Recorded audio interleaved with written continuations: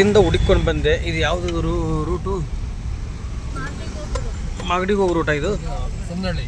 ಇದು ಸುಮ್ಮನಹಳ್ಳಿಗೆ ಹೋಗುತ್ತಾ? ಇದು ಸುಮ್ಮನಹಳ್ಳಿಗೆ ಹೋಗೋ ರೂಟು. ಇದು ಯಾರಮ್ಮ? ಈಗ ಇದು ಅಮ್ಮ ಅವ್ರ ಈಗ ಎಲ್ಲಿಗೆ ಹೋಗ್ತಾ ಇದೀವಿ?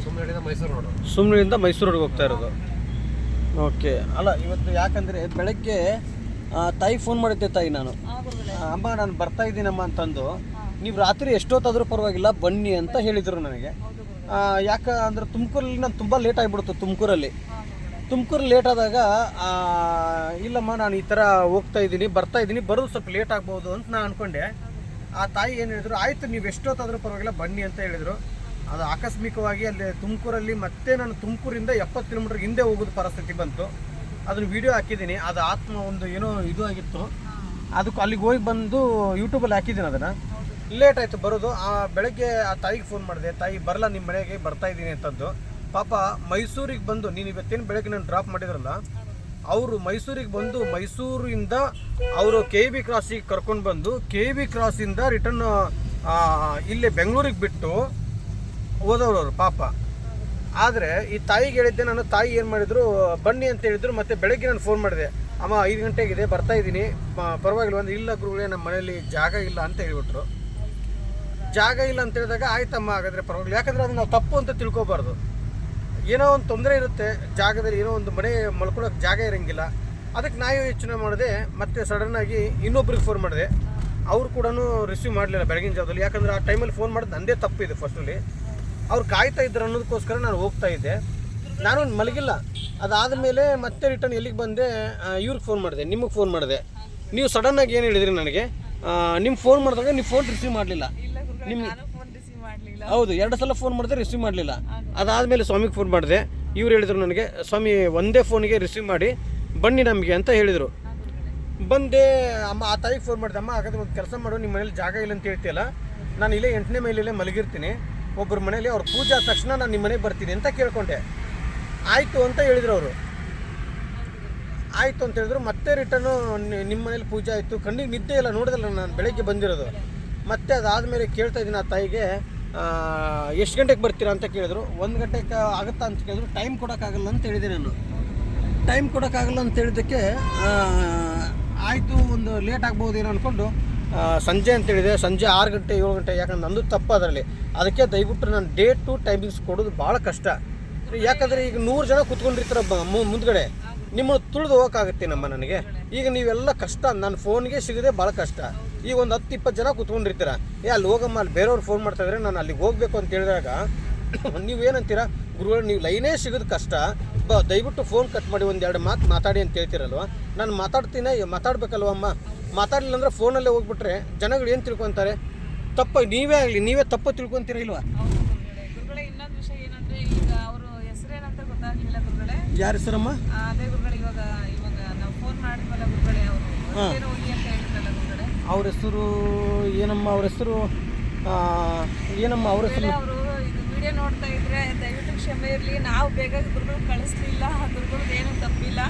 ಬೆಳಗ್ಗೆನೂ ನೀವು ಹೋಗಿದ್ರೆ ಗುರುಗಳೇ, ಅವ್ರಿಗೆ ಕಾಲ್ ಮಾಡಿದ್ರು ಕೂಡ ಅವರು ಬೇಡ ಅಂತ ಹೇಳಿದ್ದಾರೆ. ಅದು ಏನಿತ್ತು ಗೊತ್ತಿಲ್ಲ.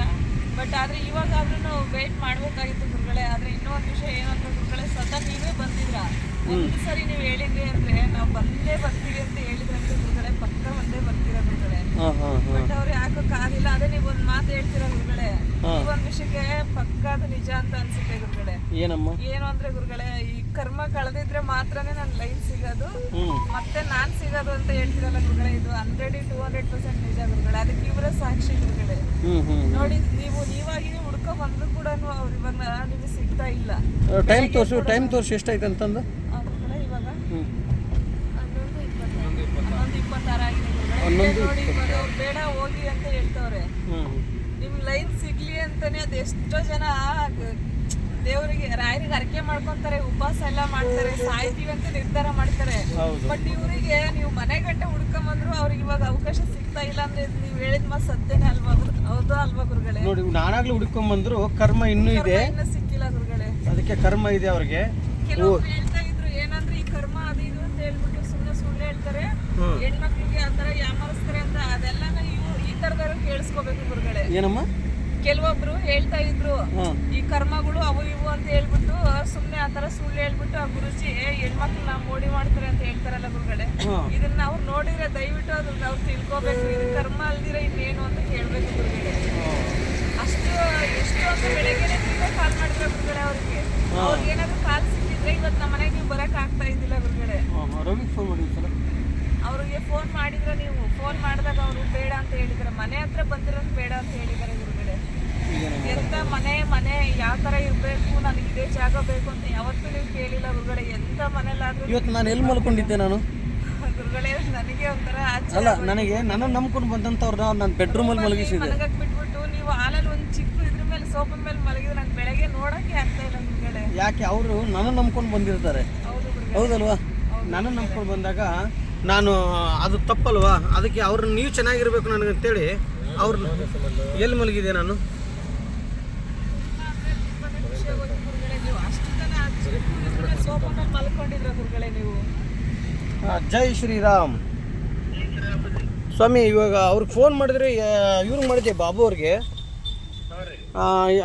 ಫೋನ್ ಮಾಡಿದಾಗ ಹೇಳಿದರು ಇದು ಇಲ್ಲ ಅವರು ಹೋಗ್ಬಿಟ್ಟಿದ್ದಾರೆ, ಹೋಗ್ಬಿಡಿ ಅಂತ ಹೇಳ್ತಾ ಇದ್ದಾರೆ. ಹಾಂ ಹಚ್ತಾ ಇದ್ದಾರಾ? ವಿಂಡೋ ಹಾಕಿ ಹಾಕು.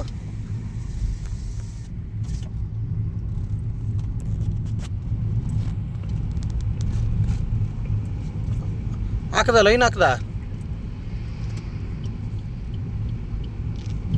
The person you are speaking with has put your call on hold. Please stay on the line. ನೀವು ಮಾತನಾಡುತ್ತಿರುವ ವ್ಯಕ್ತಿಯು ನಿಮ್ಮ ಕರೆಯನ್ನು ಹೋಲ್ಡ್ನಲ್ಲಿ ಇಟ್ಟಿದ್ದಾರೆ.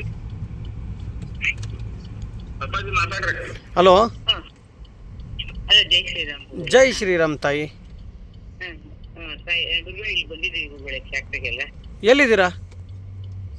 ಬಂದಿದ್ದೀವಿ ಗುರುಗಳೇ. ಫ್ಯಾಕ್ಟ್ರಿಯಲ್ಲಿದ್ದೀರಾ? ಹೌದು ಹೌದು ಗುರುಗಳೇ. ಮತ್ತು ನಾನು ಅಲ್ಲಿ ಬಂದರೆ ಇಲ್ಲ ಅಂತ ಹೇಳಿದ್ರು. ಬಾಬು ಅವ್ರಿಗೆ ಫೋನ್ ಮಾಡಿದ್ರೆ ಇಲ್ಲ ನೀವು ಹೋಗ್ಬಿಡಿ ಅಂತ ಹೇಳಿದ್ರು ನನಗೆ ಅವರು. ಏ ಅಮ್ಮ, ನಾನು ಅಲ್ಲಿ ಬಂದು ಅವ್ರಿಗೆ ಫೋನ್ ಮಾಡಿದೆ. ನಾನು ಇವ್ರು ರವಿಯವ್ರಿಗೆ ಫೋನ್ ಮಾಡಿದೆ, ನಿಮ್ಮ ನಂಬರ್ ಇದಾಗಲಿಲ್ಲಲ್ಲ, ನನಗೆ ಸಿಗಲಿಲ್ಲ. ಮತ್ತು ಬಾಬು ಅವ್ರಿಗೆ ಫೋನ್ ಮಾಡಿದೆ. ಬಾಬು ಅವ್ರು ಏನು ಹೇಳಿದ್ರು, ಇಲ್ಲ ಅವರು ಹೋಗ್ಬಿಟ್ರಂತೆ, ಎಲ್ಲರೂ ಹೋಗ್ಬಿಟ್ರಂತೆ, ನೀವು ಹೋಗ್ಬಿಡಿ ಅಂತ ಹೇಳಿದ್ರು ನನಗೆ ಅವರು. ಇಲ್ಲ, ನಾವು ಆಗಲೇ 7 ಗಂಟೆಗೆ ಹೋಗಿ ಮತ್ತೆ ನಾನು 9:30 ಫೋನ್ ಮಾಡಿದ್ಮೇಲೆ. ಅಯ್ಯೋ, ಅಲ್ಲಿ ಕಾದ್ಬಿಟ್ಟು ಬಂದಲ್ಲಮ್ಮ ಇವಾಗ ನಾನು. ಪಾತ್ ಪೂಜೆ ಆಯ್ತು ಅಂದ್ರಲ್ಲ, ಸರಿ ಆಯಿತು, ಅದನ್ನ ಮುಗಿಸ್ಕೊಂಡೆ ನಾನು ಇವಾಗ ಬಂದಿರೋದು. ಇವಾಗ ನೀವು ಎಲ್ಲಿದ್ದೀರಿ ಇವಾಗ? ಫ್ಯಾಕ್ಟ್ರಿಲೇ ಇದ್ದೀವಿ ಗುರುಗಳೇ. ಈಗ ಎಲ್ಲಿ ಬಂದಿರೋದು ನಾವು? ಮೈಸೂರು ರೋಡ್ ಹತ್ರ ಬಂದ್ವಿ. ಇಲ್ಲಿ ಮೈಸೂರು ರೋಡ್ ಕೆಂಗೇರಿ ಇದ್ರ ಹತ್ರ, ಮೈಸೂರು ರೋಡ್ ಹತ್ರ. ಇಲ್ಲ, ಇದು ಮಾಗಡಿ ರೋಡು. ನಾವು ಮೈಸೂರು ರೋಡ್ ಹತ್ರ ಇದೀವಿ. ಮಾಗಡಿ ರೋಡಿಂದ ಬಿಟ್ಟು ಬಂದ್ಬಿಟ್ವಿ ನಾವು. ಅಕ್ಕ ಅಂದ್ರೆ ಅವರು 9:30 ಹೇಳಿದ್ರೆ 10 ನಿಮಿಷ ಆಯ್ತು, ಫ್ಯಾಕ್ಟ್ರಿಗೆ ಬರ್ತಾ ಇದ್ದಾರೆ. ನಾವು ಅಲ್ಲೇ ಬಂದು ಅಲ್ಲ, ಒಂದ್ ನಿಮಿಷ ಕ್ಷಮಿಸ್ಬೇಕು ಅಕ್ಕ. ಏನು ಅಂತಂದ್ರೆ ಇದು ನಾವೇ ಲೇಟ್ ಮಾಡಿದ್ವಿ. ಬರ್ತೀವಿ ಬಿಡಿ, ನಮ್ಮ ಮನೇಲೆ ಲೇಟ್ ಸರಿ, ಬರ್ತೀವಿ ಅಂತ ಹೇಳ್ಬಿಡಿ ಹಾಗಾದ್ರೆ. ಆದ್ರೂ ಪೂಜಾ ಬರ್ತೀವಿ. ಹತ್ರ ಬರಕ್ ಹೇಳಿ, ಕಲ್ಯಾಣ ಹತ್ರ ಬರಕ್ ಹೇಳಿ. ಇದು 6ನೇ ಸಲ ಕಣಪ್ಪ ನಾವು ಬಂದಿರೋದು. ಸರಿ ಆಯ್ತು, ಬರ್ತೀವಿ. ಇನ್ನೊಂದು ಏನು ಅಂತಂದ್ರೆ ಅಲ್ಲಿ ಬನ್ನಿ ನೀವು, ಕಲ್ಯಾಣ ಹತ್ರ ಬರಕ್ ಕಲ್ಯಾಣ ಮಂಟಪ ಹತ್ರ ಬನ್ನಿ. ಯಾಕೆಂದ್ರೆ ಅವರು ಹೇಳಿದ್ರು ಅಕ್ಕ, ಅವರು ಇಲ್ಲ ರಿಟರ್ನ್ ಹೋಗ್ಬಿಡಿ ಅಂತ ಹೇಳಿದ್ರು. ಇಲ್ಲ, ಇಲ್ಲಿ ಫ್ಯಾಕ್ಟ್ರಿ ಬಂದ್ವಿ ಅಂತೇಳಿ ಓಕೆ, ಬಂದ್ವಿ ಬಿಡಿ.